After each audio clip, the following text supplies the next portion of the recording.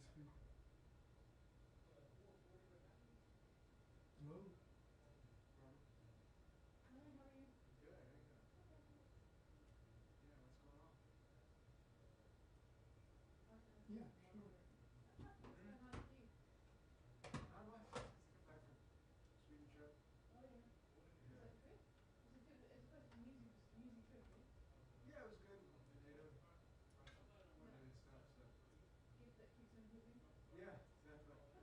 Bruce never likes to be forgotten, so. No. He does like spectacular things to be remembered, right? Yes.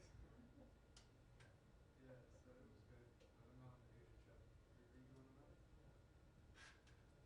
Yeah, when is that? This week or next week? Rest this week. No, I'm afraid not.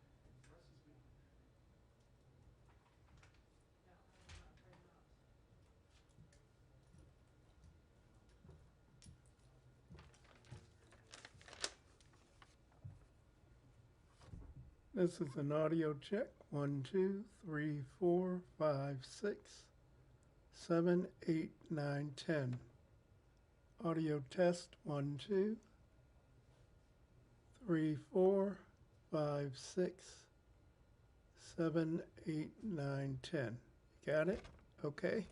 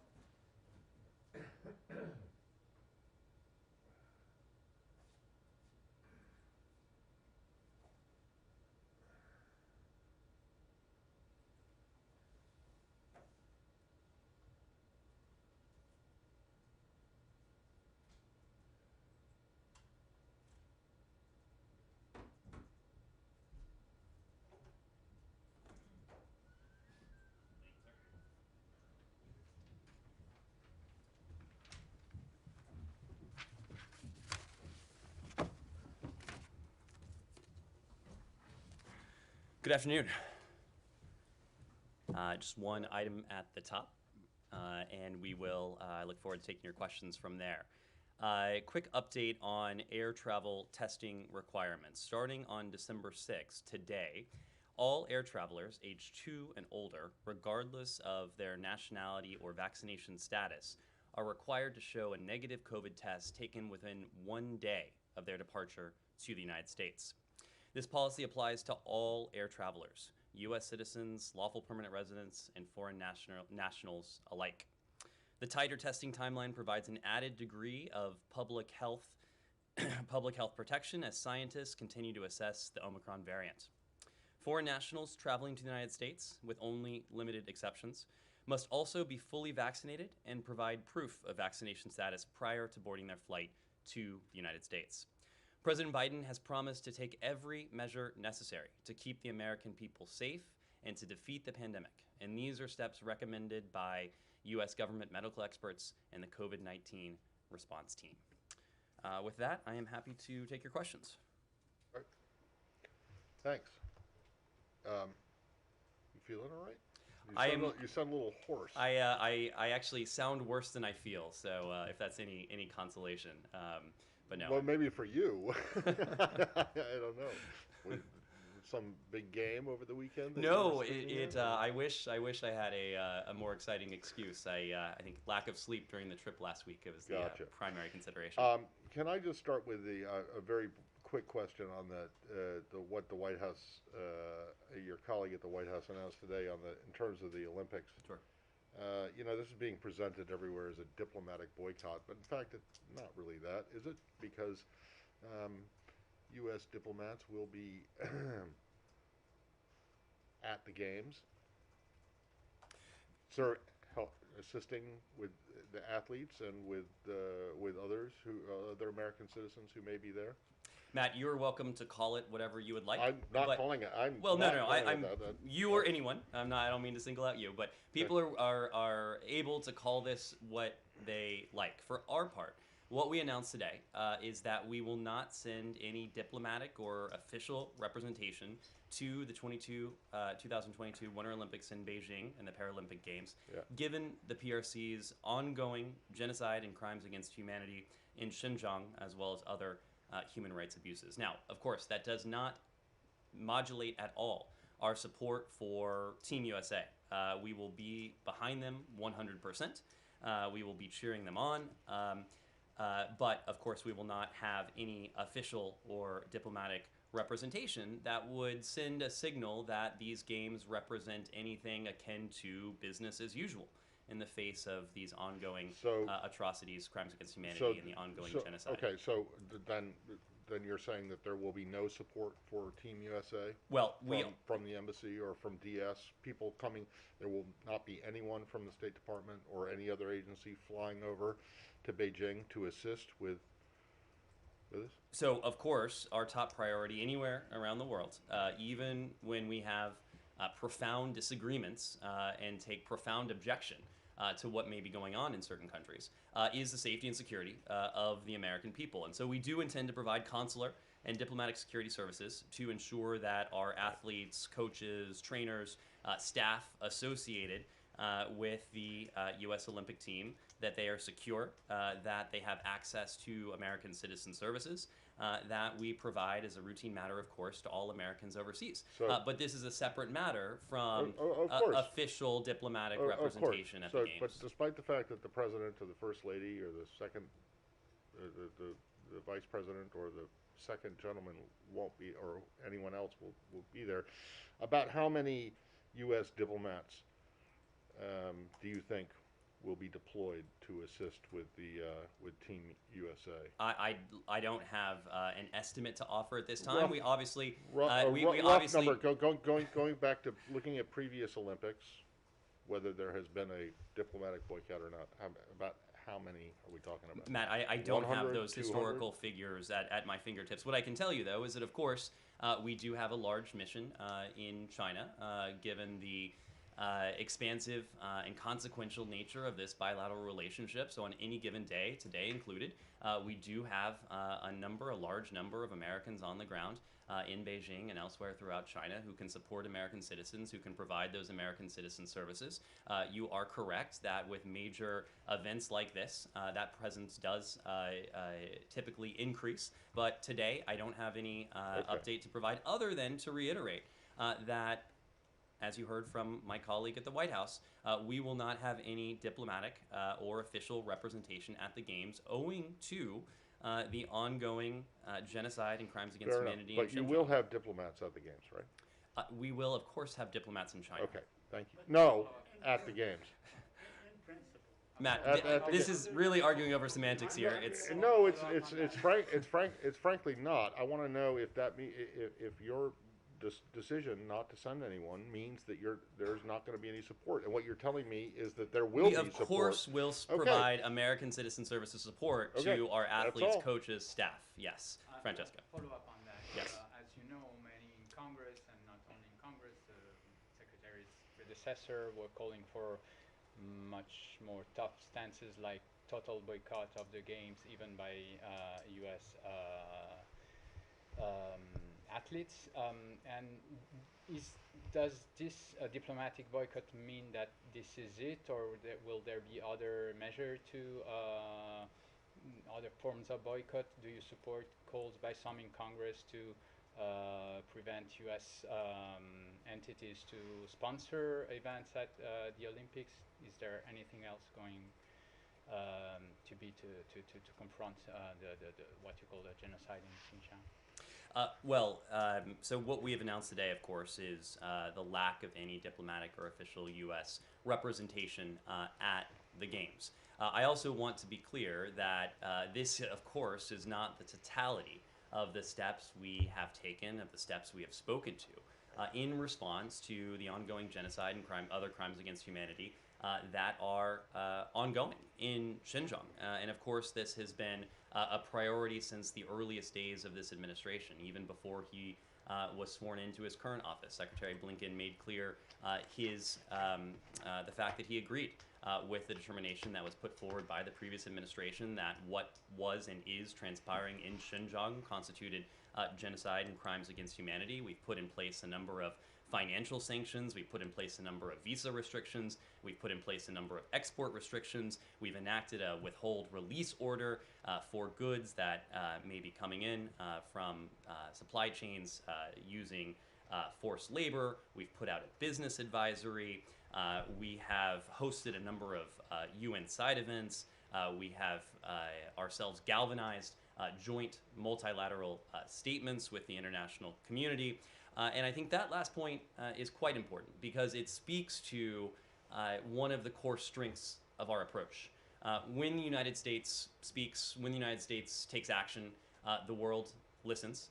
But when we speak and when we take action with the world at our side, as we have consistently done in the context of Xinjiang, whether it's in the context of the sanctions we announced together with some of our closest allies and partners in March, whether it is in the context of the G7 communique that had quite strong language put forward on the genocide and crimes against humanity ongoing in Xinjiang that came together in June. We have done this consistently.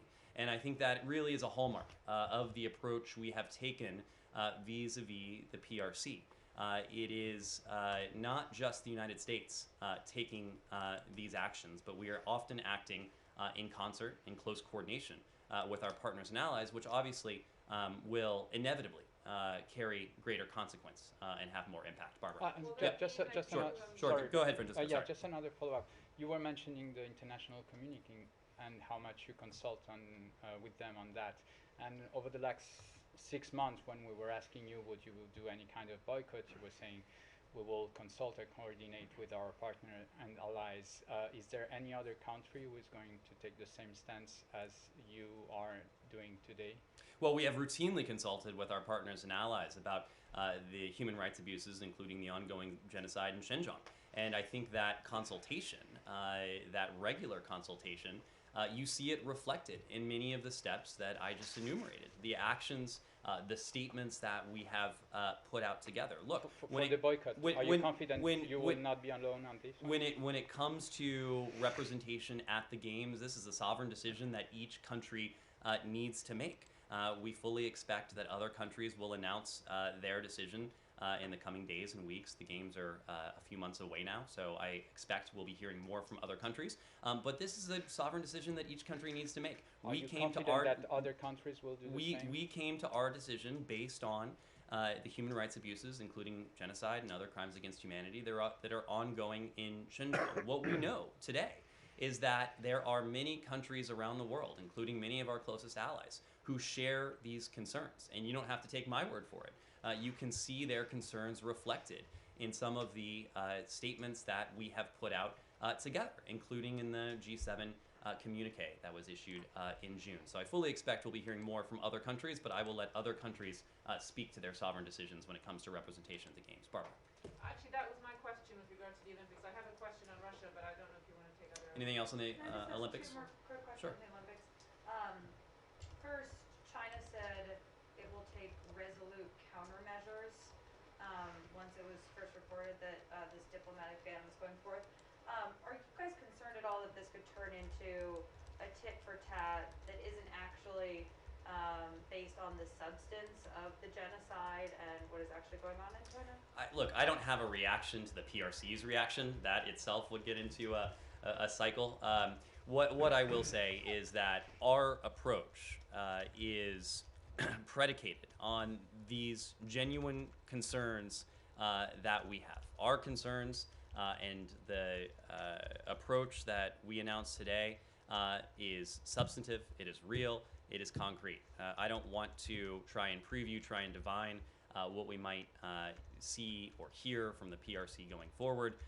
That is up for them to say. And then just one other thing, American companies that are backing the games, sponsors and the like, is there any message to those companies, or are you allowing them to go forth with their business interests, front and center? Well, we have gone to extraordinary lengths to send unambiguous messages to the international community, and that includes the private sector, about the concerns that we have with the human rights abuses that are ongoing in Xinjiang. We have done that by speaking out very publicly, by enacting sanctions, by moving forward with withhold release orders, with other steps that the Department of State, the Department of Treasury, the Department of Commerce, the White House, and others have put forward in response to what we have seen take place and what we have seen ongoing in Xinjiang. So the private sector has at its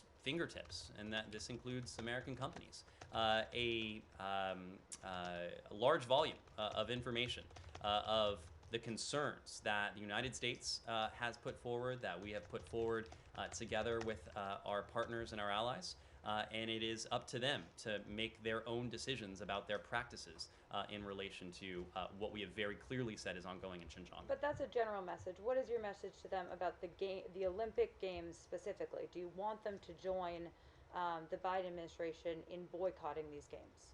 We want the private sector to be fully cognizant and to operate with full information with regard to what is transpiring in Xinjiang.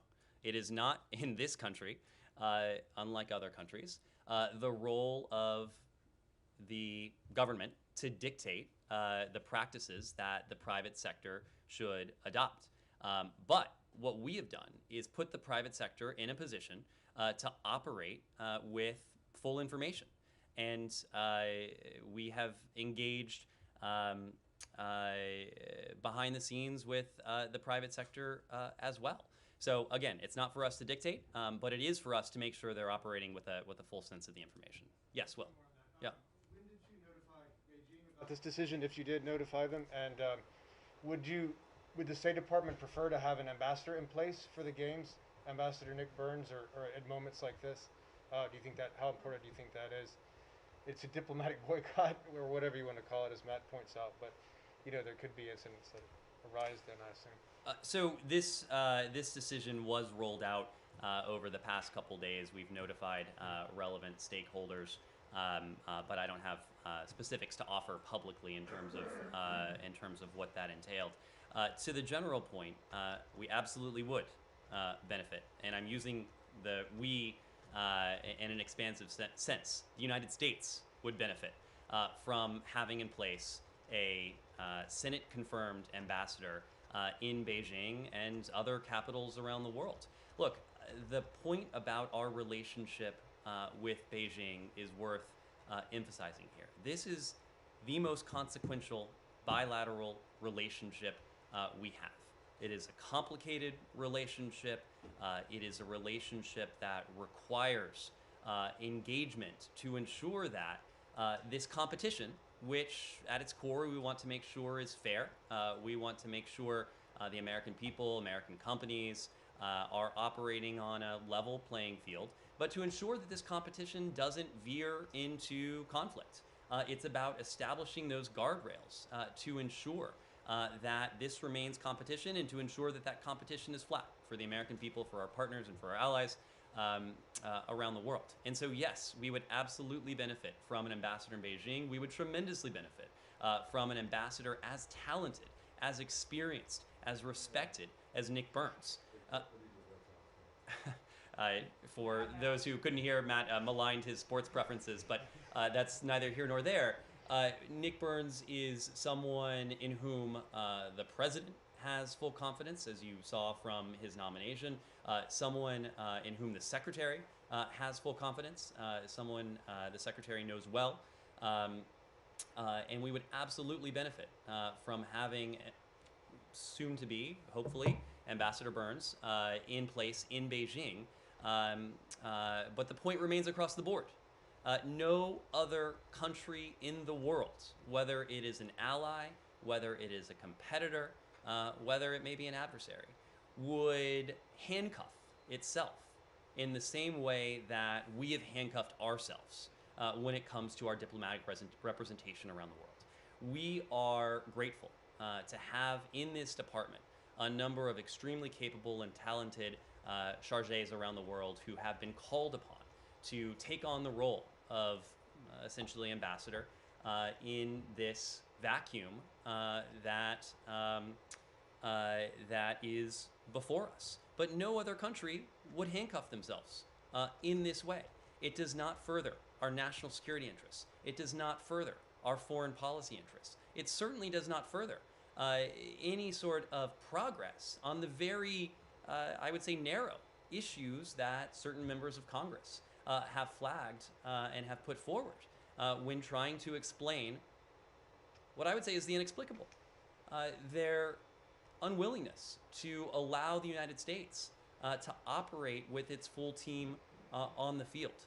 So this is something we are treating as the utmost priority here at the department because it is and has to be a priority for this department to have our full team on the field, to have everyone we can in place, working for, fighting for, protecting the interests and the values of the United States and the American people.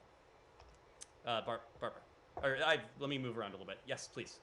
So this is. Oh, sorry. Did you have a follow-up? Well, I'm just wanted to bring up the question on Russia for people then. Anything else on Beijing? Great. I do, but I'll go back to it. Okay, Russia. Go ahead. So a senior administration official has said that President Biden is going to tell President Putin that there will be very real, genuine, meaningful, and enduring costs if Russia decides to invade Ukraine. I wonder if you could say anything further about what makes you at all confident that this would have any impact when previous rounds of sanctions have not. And secondly, there was a question about Russia's demands for a legal agreement regarding the limiting of the NATO expansion, to which Mr. Blinken and White House officials have said that the U.S. consistently supports the principle that every country has the sovereign right to make up its mind about this. But seldom is mentioned the fact that the U.S. actually promised the Russians in 1990 that they would not expand to the east. James Baker, not 1 inch eastward. So how do you reconcile that with your response to the concerns of the Russians? So let me start with your first question. We have been very clear, and Secretary Blinken was very clear in public during several press avails he had last week in Latvia and Sweden as well. We have been crystal clear in private at the NATO summit, at the OSCE ministerial in Stockholm, about the concerns we have with Russia's ongoing aggression in Ukraine that has taken on different forms, including, of course, this military activity alongside Ukraine's borders, the misinformation, the disinformation, the propaganda, much of which has profoundly disturbing echoes of 2014. We've also been clear, and we've heard from our allies, our NATO allies including, that we believe there is an opportunity, a window before us to resolve this diplomatically, chiefly through full implementation of the Minsk agreements.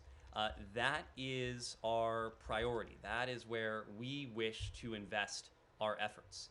At the same time, we've been clear that if Moscow shows no interest in investing in a diplomatic off-ramp, that the United States and our partners, and we heard this loud and clear from our NATO allies in Riga last week, that we would be prepared to implement measures that we have not implemented in the past. Specifically, should Russia follow this path of confrontation and military action, we have made clear to Moscow that we will respond resolutely, including with a range of what we have called high-impact economic measures that we've refrained from using in the past. And it's that last clause that I think gets to your question. These are measures that we have very intentionally bypassed in the past, given the impact they would have on Russia. And but of course, if Russia chooses to fail to de-escalate, if Russia chooses to move forward with any plans it may have developed to continue its military aggression or to aggress militarily upon Ukraine, to violate Ukraine's sovereignty, its independence, its territorial integrity, we and our allies would be prepared to act. We would be prepared to act resolutely. That is one of the key messages that Secretary Blinken delivered to Foreign Minister Lavrov when they saw each other in Stockholm late last week. It is one of the key messages that President Biden is preparing to deliver to Vladimir Putin tomorrow when they see each other via video link. So there should be no ambiguity about our willingness to do this, and we have made that very clear in public and in private at every turn. Remind me of your first question. Oh, this promise by James Baker that there would not be not 1 inch eastward of movement of NATO towards Russia in the 1990s, and how you can respond to that now when the administration says that they don't take into account Putin's request for a legal agreement regarding the limiting the expanding of NATO. Well, look, we have been clear, as have past administrations of both parties, that NATO has an open door, and we are committed to the open door policy that was put forward in Bucharest, that NATO should remain an option to aspirants when they are ready and able to meet the commitments that are spelled out, as well as the obligations of membership that are spelled out, meaning specifically that they are able and willing to contribute to security in the Euro-Atlantic area. We've reaffirmed this on a number of occasions. The United States has during this administration and in previous administrations. In the 2021 NATO summit communique, we made clear that we support Ukraine's right to decide its own future. No one else should have a veto over what NATO decides to do, what a country like Ukraine seeks to do, that Ukraine specifically has the right to decide its own foreign policy course free from outside interference. This is a very core tenet of the rules-based international order that the United States has protected and defended and promoted around the world. It's not unique to the border demarcations between Russia and Ukraine. We've talked about this in other contexts as well, including most notably perhaps in the Indo-Pacific context. It's a that Mr. Baker made a mistake in making that promise, or the U.S. government doesn't consider that a promise broken, or at least that understands why the Russians would be responding This this has way? been long-standing policy of the United States, going back administrations. It's been long-standing policy of NATO for years now, going back and most acutely reflected in Bucharest. So this is not a new pronouncement we have put out. I want to also be clear about one other thing. NATO is a defensive alliance. It is defensive in nature. It's defensive in orientation. The idea that NATO or an aspirant country like Ukraine could pose a threat to Russia, I think as Secretary Blinken said last week, it would be laughable were the situation not so serious. So again, we have heard some of the same chatter from Moscow, chatter that to us sounds awfully pretextual, sounds an awful lot like what we might have and what we did in fact hear in 2014 in advance of Russia's previous military incursion into Ukraine. We know this is part of the Russian playbook, and we know it because we've seen it before. We know it because we've heard it before. We also know it because we're detecting it. As the Secretary said last week, we have seen social media postings with disinformation and misinformation increase by more than tenfold in recent weeks.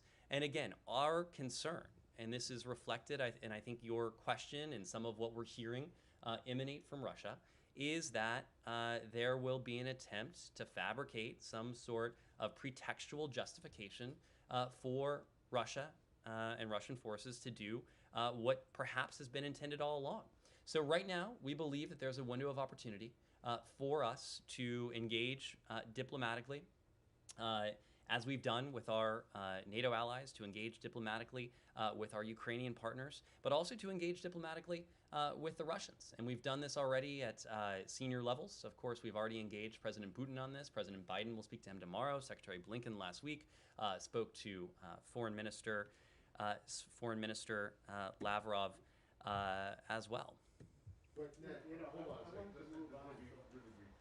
I think that what Barbara's making the point about James Baker's comment about not one word is not necessarily Ukraine in the future, but the fact that NATO has already expanded eastward after that promise was made. Poland, Czech Republic, Hungary, Baltic States. And you might say that NATO is a defensive alliance, but the Russians, you can believe them whether you want to or not, but they don't see it that way.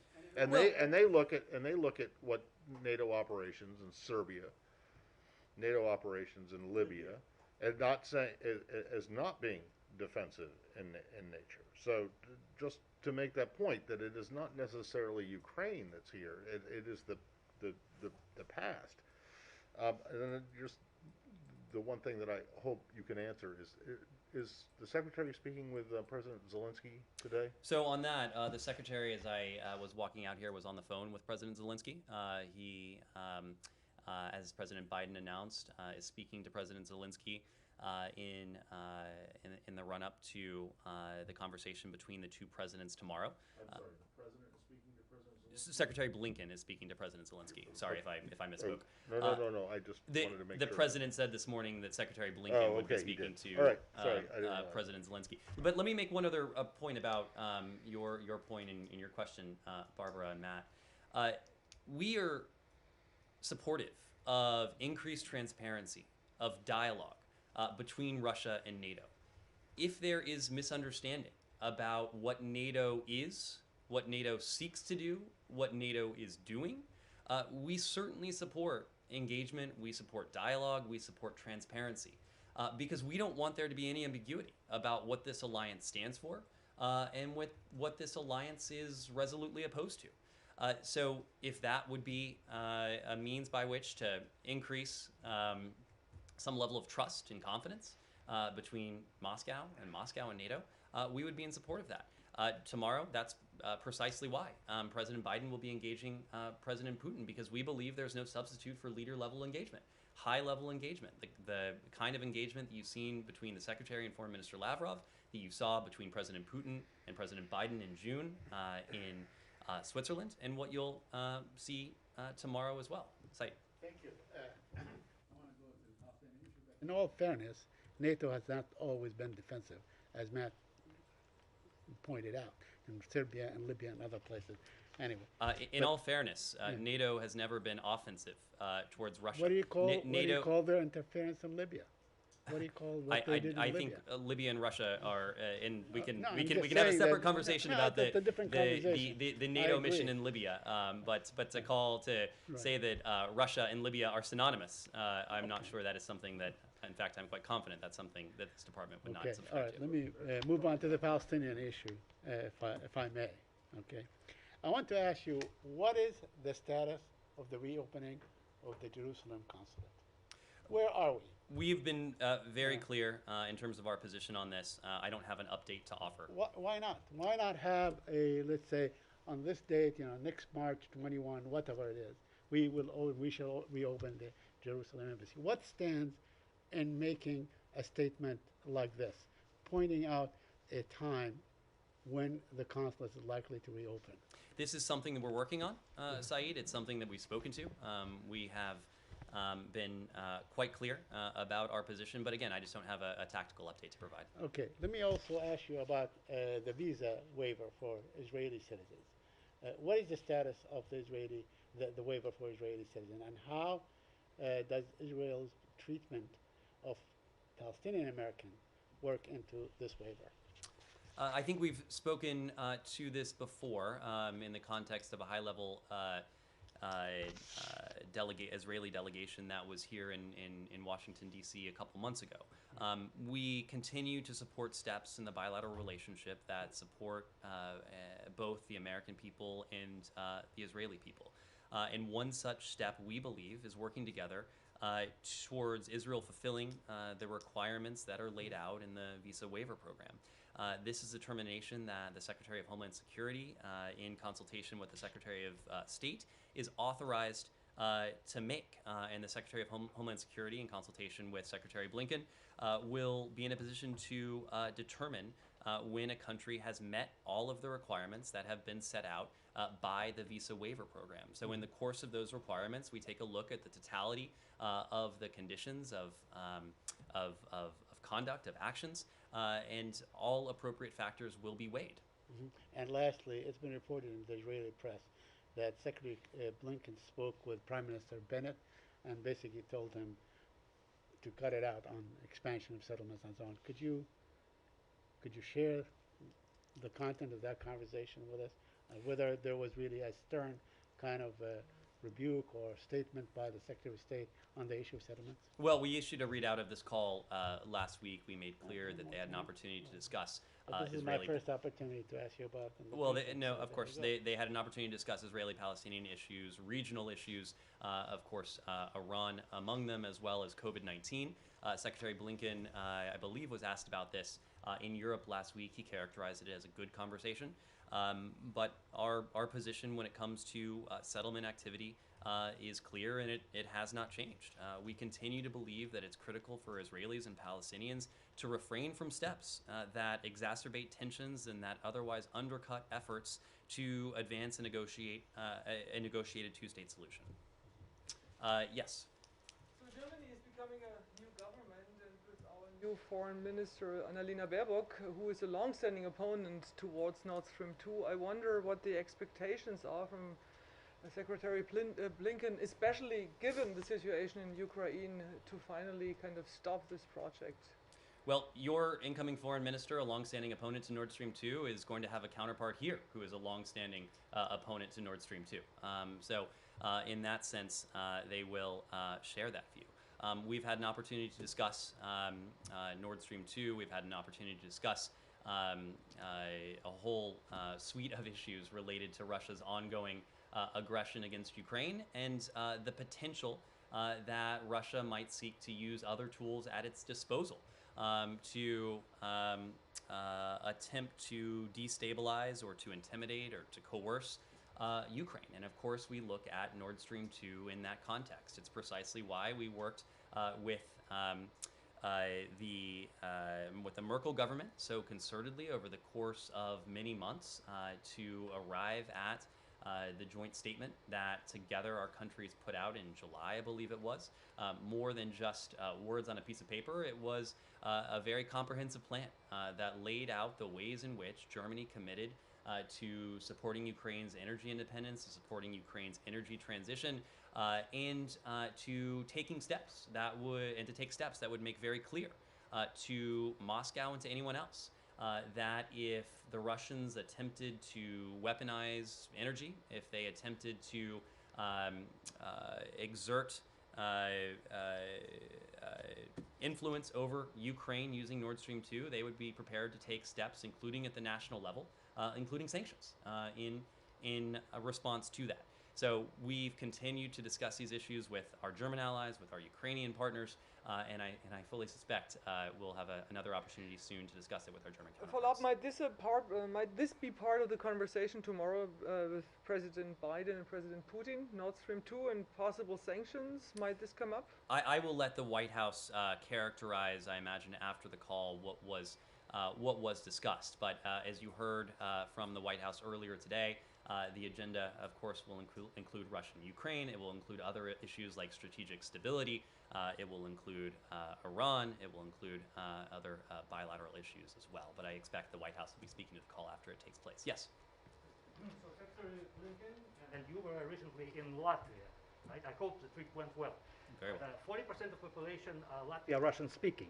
And spokeswoman of Russian Ministry of Foreign Affairs, Maria Zakharova, often condemns the discrimination of Russian-speaking population, eradication of education in Russian languages, and persecution of journalists.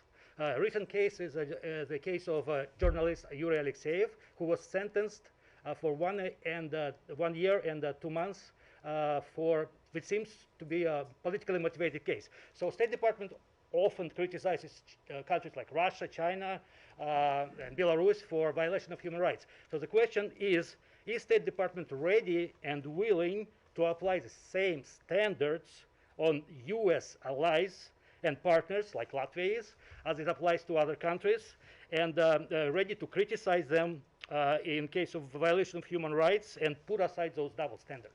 Well, our standards are not subjective. Our standards are universal in their applicability, and they're universal in the way we apply them. And so whether the country is a friend, whether it is a competitor, whether it is somewhere in between, our standards are our standards, and our values are our values. And when it comes to Latvia, we're very fortunate that we share common values with Latvia.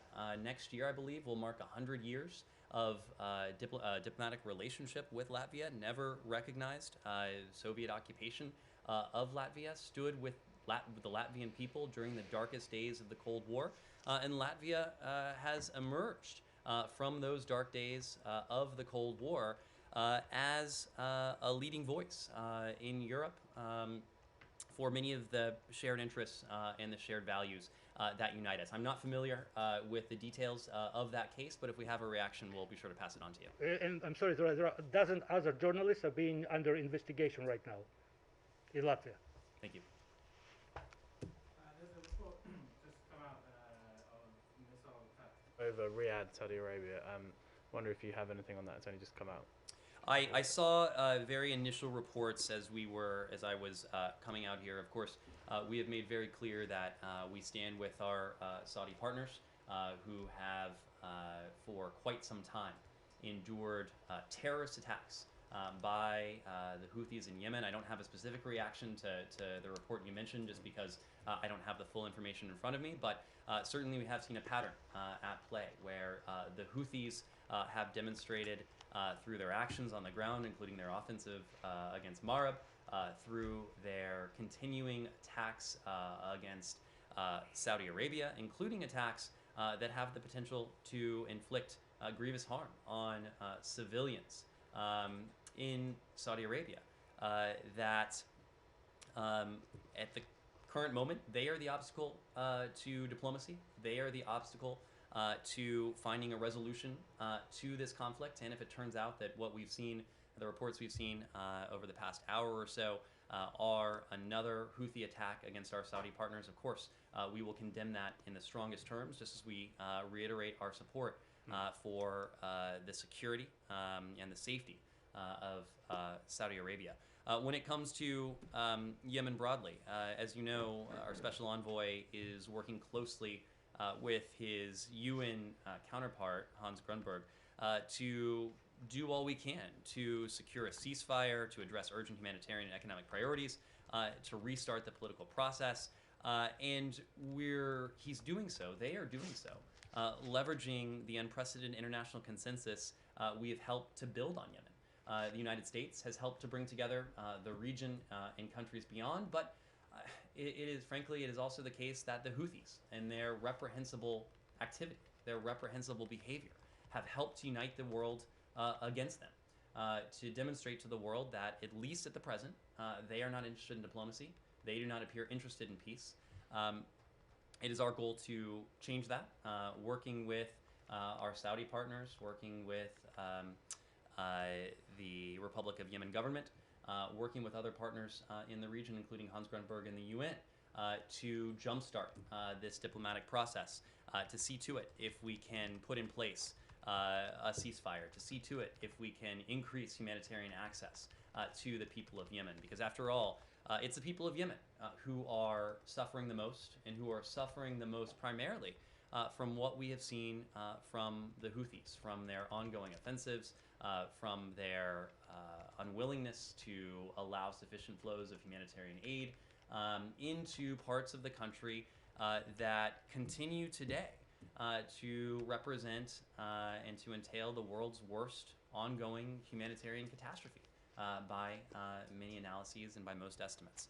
So this is something we continue to treat as a priority, and we'll update you as we have. And yet, after that whole spiel there, you still think it was a good idea to take them off the FTO list?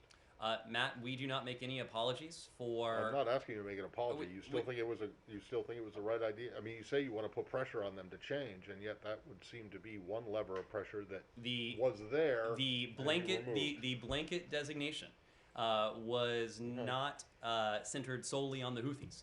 It implicated, the people of Yemen that I was just referring to.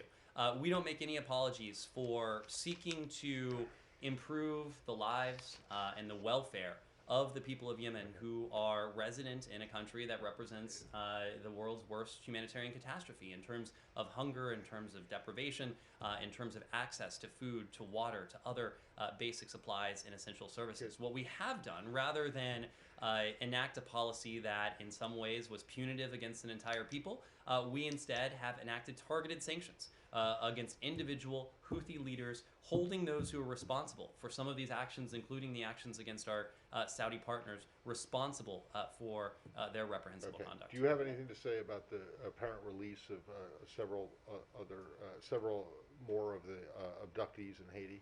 Well, I understand the missionary group in question has released a statement, and we can confirm that 3 of the hostages were released. This is something that we continue to treat with the utmost priority ever since these individuals were taken captive. This is today.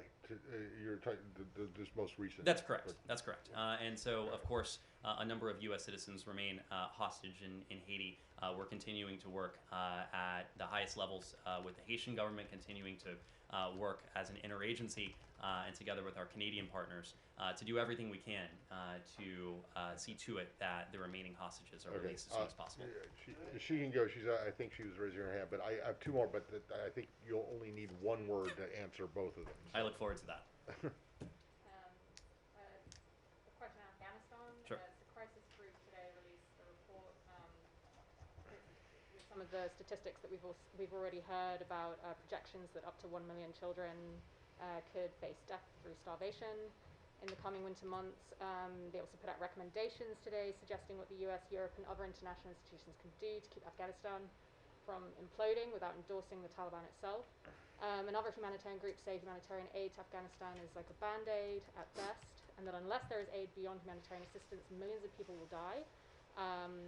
So they've been saying the same thing. So why not resume assistance that's been cut off, or for the so-called humanitarian plus initiatives? For example, salaries for doctors and teachers, and even USAID programs to supply hospitals with electricity, at least in the coming months. Well, we share, and we've been very vocal about many of the concerns that you just enumerated from these outside groups. We're very concerned, as you've heard from Tom West, as you've heard from others in the department, about humanitarian situation in Afghanistan that only seems to be deteriorating. This is the result of many things: years of war, drought, and of course the Taliban's forced takeover of the country and the continued absence of a functioning financial system. All of them have come together in this confluence and have produced a severe humanitarian crisis that we are witnessing now. You know, I think the fact is that even before the Taliban took over in Kabul, Afghanistan's economy, it was impaired by many structural impediments. The Afghan people were left to rely on international aid and international assistance for some of their basic services. International aid, I believe it is, funded 75% of Afghanistan's public expenditures and represented about 40% of the country's GDP. In the lead up to the Taliban takeover, we were very clear that if they pursued a military path, they would be making a choice that would in many ways complicate our ability to continue to provide the same level of assistance that the United States and the international community had delivered in the past. And the Taliban heard that same message from many of our partners in the international community. Now, in the midst of this, as you alluded to, we have continued to be the most generous humanitarian provider for the Afghan people.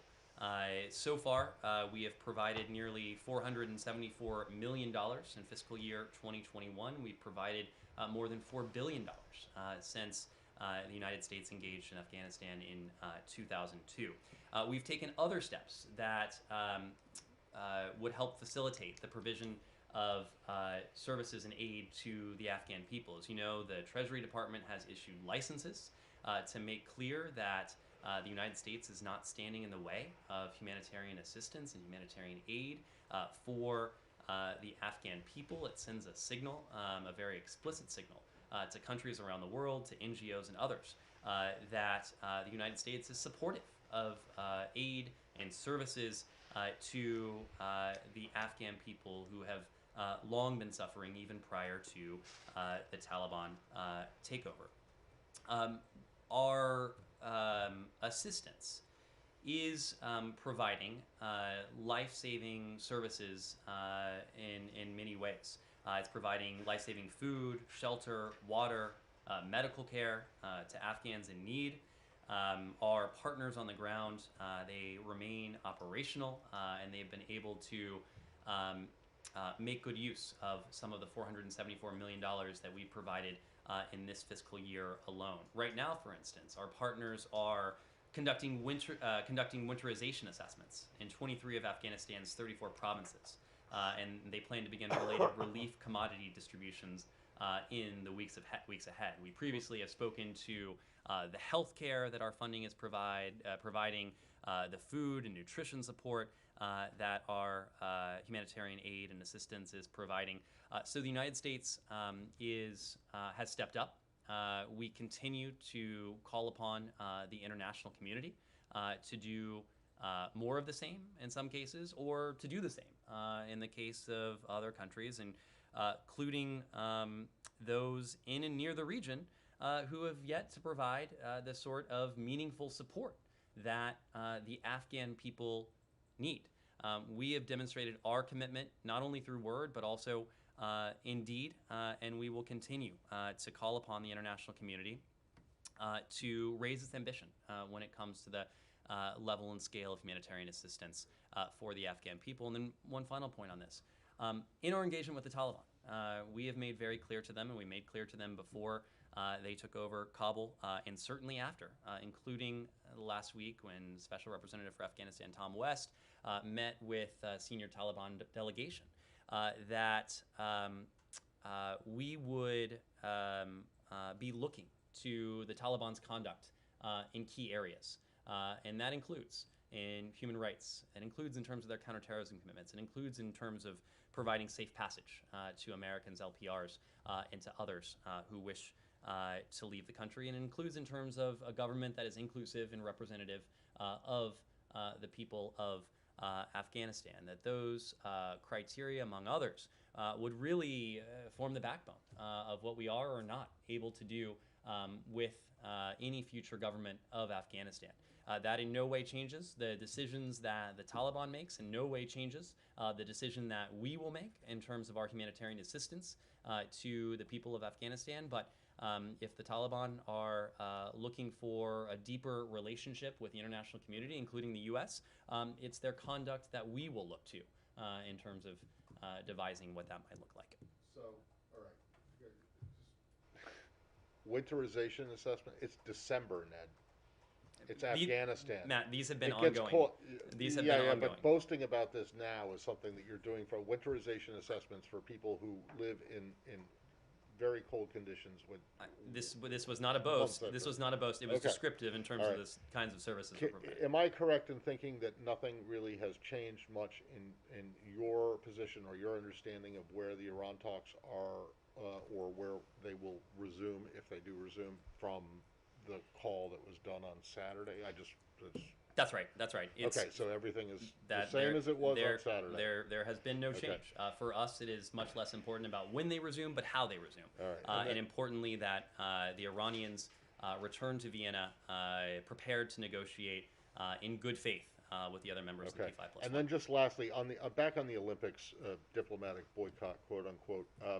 You said in your response, I think to Kylie's question, that the U.S. government does not have the ability to tell private sector organizations what to do, but that's not the case. In fact, in 1980, the U.S. government told the U.S. Olympic Committee that it couldn't send athletes to the Moscow Games because of the Soviet invasion of Afghanistan. Correct? So my question is this. Was there a calculation made in this administration that what's going on in Xinjiang now is less bad than the Soviet invasion of Afghanistan in 1979? Look, first of all, I don't want to say that this is apples and apples. No, but it is a private sector. This is not 1980. It's a private sector. I know it's not 1980, yes. In fact, thank God it's not 1980 for many reasons. But that was an instance where the U.S. government told a private sector organization what it could do. And you said that you can't tell private sector organizations what to do as it relates to China. My point, Matt, was this is not a command economy. We have a vibrant private sector. We have a private sector that's going to make its own decisions. Our goal in all of this... It's not a command economy until you guys decide that you want to make it a command economy. Well, there's all sorts of stuff, and I won't get into it because it's political, but I'm talking about foreign policy-wise. You can tell companies that they can't do business in a certain place if you want to. Look, you can tell the International Olympic Committee that it can, or the U.S. Olympic Committee, sorry, that it can't send athletes to a certain country to participate in the Olympic Games, or at least you have in the past. Whoops, sorry. Kylie posed the question in the context of private sector U.S. companies. I was responding in the context of private sector U.S. companies. But again, this is not 1980. What we announced in 1980 was something distinct from what we're talking about today. What we're talking about today is an approach that we believe is appropriate given the human rights abuses, including the ongoing genocide that is taking place in China and Xinjiang. But it is also something that doesn't punish our athletes who have trained in many cases for years and whom we look forward to cheering on, hoping they will return. So are you suggesting that the Carter administration or that President Carter made a mistake? I am not offering an opinion. Moscow Olympics. I am not offering an opinion on a decision. Because he punished American athletes? On a decision that took place 41 years ago. When you were How old was I in 1980? Could I ask a question on UAE very quickly? Sure. Mahmoud bin Zayed, the National Security Advisor for the Emir, the President of the United Arab Emirates, is in Tehran today, or was in Tehran today. He spoke about a new page in relations. There's also a great deal of diplomatic activities going on. You know, the MBS will be going, I guess, to Qatar and all these. What kind of comments you have on all these, diplomatic acrobats? We believe in diplomacy. We believe in dialogue. We believe in dialogue and diplomacy that further the goal of de-escalating tensions across the region. If it helps to achieve that goal, it's something we certainly support. Do you think that, when the UAE says, I want a new chapter with Iran in the midst of, at least stalled now, but Vienna talks and so on, does that in any way hinder it or help it? Well, what I think is most critical in terms of the JCPOA context and the Vienna talks context are sanctions enforcement. And what we've been very clear is that our sanctions remain in place. They will remain in place unless and until we're able to achieve a mutual return to compliance with the JCPOA. What you've talked about is separate and apart from that. If we can de-escalate tensions across the region, bring the region back from what several years ago looked like it could have the potential to veer into conflict, we believe that's a good thing, even as we continue to use the full array of tools in our toolkits to apply appropriate pressure on the Iranian regime in furtherance of limiting and putting those verifiable and permanent limits back on its nuclear program. Thank you. Thank you. Quick last question. Yeah. Ethiopia, despite what you guys have been sort of saying about all sides needing to seek diplomatic solutions, political solutions rather than conflict, the government has announced that it's retaken some cities. So obviously fighting is still, is still sort of intensely going on. And there was a joint statement that you put out and specifically mentioned the reports of widespread arrests of ethnic Tigrayans. Wonder sort of beyond this joint statement, which is strongly worded statement, but and it says this likely constitutes violations of international law. Are you sort of considering specific sanctions over these mass detentions, over the sort of ethnic aspect of what's happening in Ethiopia? Well, as you saw in the joint statement we issued today, we and many of our close partners issued, as you said, a strong condemnation against the conduct that we've seen. We call on the government of Ethiopia to cease its mass detentions on the basis of ethnicity. I don't want to preview steps we're preparing or prepared to take. Right now, our focus is on calling on the government of Ethiopia to cease this practice. But I think, Simon, as you know, we have a number of tools in our toolkit, including an executive order that was promulgated a couple months ago that would allow us to respond to human rights abuses if and when we deem appropriate. We've already employed it in the context of the Eritreans. But it is an executive order that has broader potential applicability if we deem it to be appropriate. In the meantime, to all parties, our message is and remains very clear. What we are seeking is an immediate cessation of hostilities, negotiations without preconditions leading to a national dialogue, unhindered humanitarian access for all those in need, regardless of their ethnicity or geography, and an immediate end, as I just said, to human rights abuses and to violations as well. Thank you very much. Thank you.